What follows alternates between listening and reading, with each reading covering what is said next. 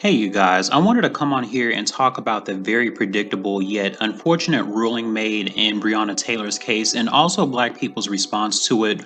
Whenever this situation first happened, I remembered making a prediction that despite the melancholy nature of her case, it wouldn't be enough to pass legislation on a federal level to ensure law enforcement is subject to reprimandable actions. And I say that because this would warrant white supremacy to investigate itself, which sounds nonsensical, and also why I say that the shock factor when our people face some type of injustice shouldn't really be there. When you are under subjugation from another group of people and are forced to live under their rules and regulations, you consequently will be exposed to the ill wills of that group's immoral response to unethical situations. But I feel like for the most part, we all know this. The question that Black people should be asking themselves is, what are they going to do about this?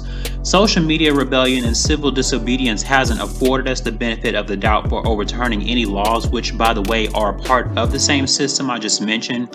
And really, when you think about this case and others like it leaves room for one other option. And I'm not talking about voting because, to my knowledge, no form of police reform has occurred since the inception of this country, even if certain criteria has been established since the runaway slave patrol's evolution, which, if anything, that's the only reform the police have undergone.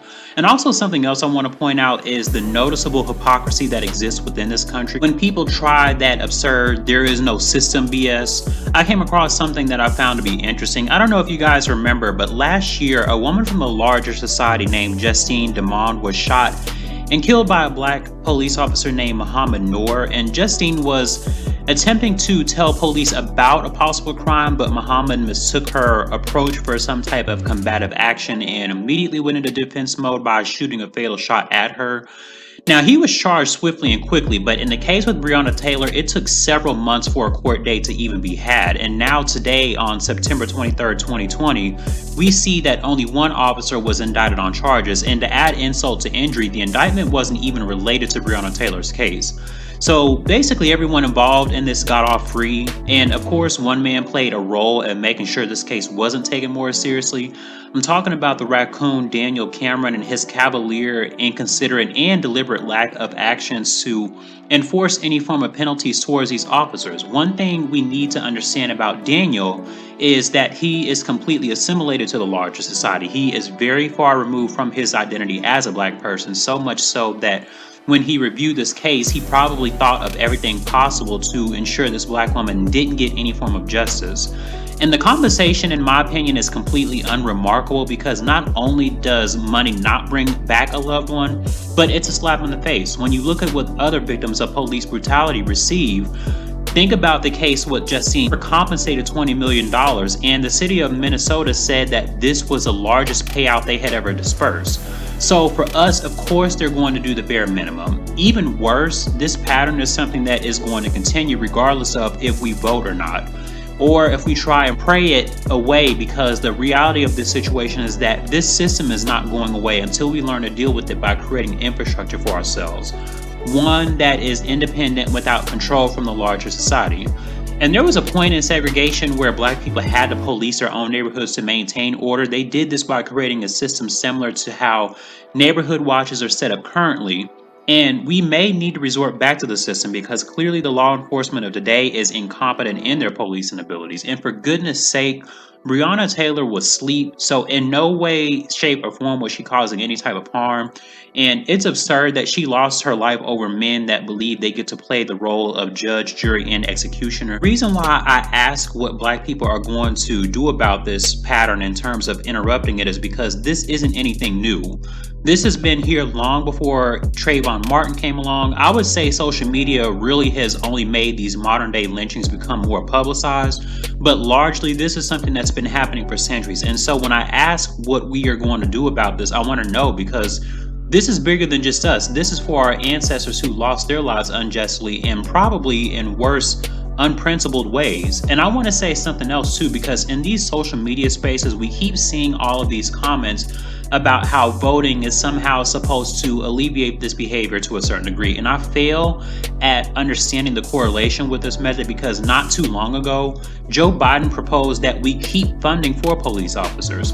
It would be more practical to demilitarize police officers because we see how they are incapable of de escalating situations. And now it seems like their first instinct is to shoot, even if the person isn't armed or the person is already in a state of renunciation. And it opens up a conversation about something else.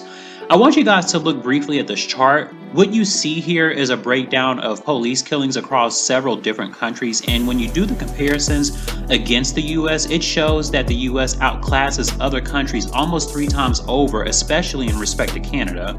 And as many times as police precincts have made claims that they'll go through training, remediation, and learning about diversity, it's all ineffective and injurious because we still hold the highest number of killings years and years later. This case reminds me so much of Trayvon's case because we were all extremely disappointed and let down because I'm sure we were all thinking about how his family would have to deal with their child's murderer running amok on the streets while their child's life ended tragically. And already as Black people, we deal with severe generational trauma passed down to us by our ancestors, so that's a double negative. And even in the grand scheme of things, we see that not much has changed.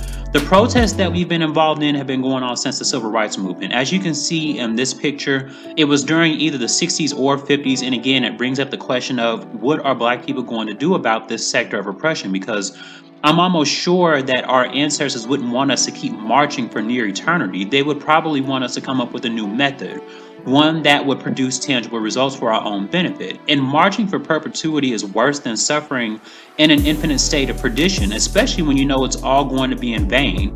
Ask yourself the question of why they find this to be permissible. As long as you aren't violently disruptive, then the system remains intact and you are not going to accomplish any change by engaging in a system created by an oppressive race of people with tools given to you by that same group of people. We should ask ourselves this question: what is it that we want as a race of people collectively? We can say liberation, but a lot of our actions directly conflict with that sentiment. I think far too often we confuse integration with liberation because I'll hear some Black people talk about how having allies outside of our community will prove to be beneficial. And that couldn't be further from the truth because if that was the case, the system itself would be somewhat refined, but it's the same as it was 400 years ago. And another question commonly that I keep seeing Black people ask, and this question can be a variation, but it's basically the same thing.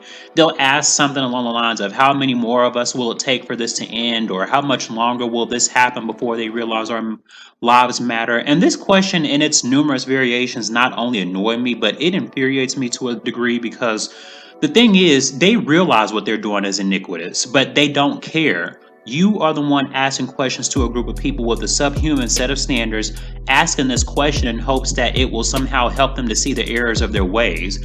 If they haven't realized it in several centuries, what makes you think they're going to suddenly gain a sense of providence and become filled with prosperity? My solution to this is arm yourselves. Don't expect for another group of people and their corrupt law enforcement to give you justice because that rarely happens. And when it does, it's microscopic in quality because they believe you should be grateful with the smallest proportions of compensation. And let's just be straight up honest. Until Black people change their mindset as a collective, this system is going to continue its relentless pursuit of your imminent destruction. It will not stop its devastating wrath towards us because some of us fall. If Black people are not willing to change the way we move about in this society, our community will inevitably remain in subjugation for 400 more years, which means this mistreatment and unjust cruelty will also continue. And again, I pose this question: what are we as Black people going to do about it? Because at this point, they understand how weakened we are and how suppressed our power is to combat this level of depravity. And in addition to this, the indoctrinated social engineering and programming of passiveness within our community is also problematic. It plays a huge role in why we do nothing past these protests and voting. Notice how this propaganda is everywhere and it's propped up as if it's the solution to cure the problems that disproportionately affect Black people. And if voting worked in the way that it's intended to, then this wouldn't be an issue and Breonna Taylor and several other Black people would still be alive. But before I close this out, I want to say to all of the Black people in areas where protests are happening to please be safe. I know we are a very emotionally reactive community and that can sometimes impair our judgment, leaving us vulnerable. However, at the same time, I do understand that emotions being involved in this case because it is upsetting. That's something that will always be maddening and sorrowful, because not only does our community lose one of our own, but we also are left with no form of admonishment to the person who committed the wrongdoing. No amount of money can replace a human life, and I am a firm believer in this.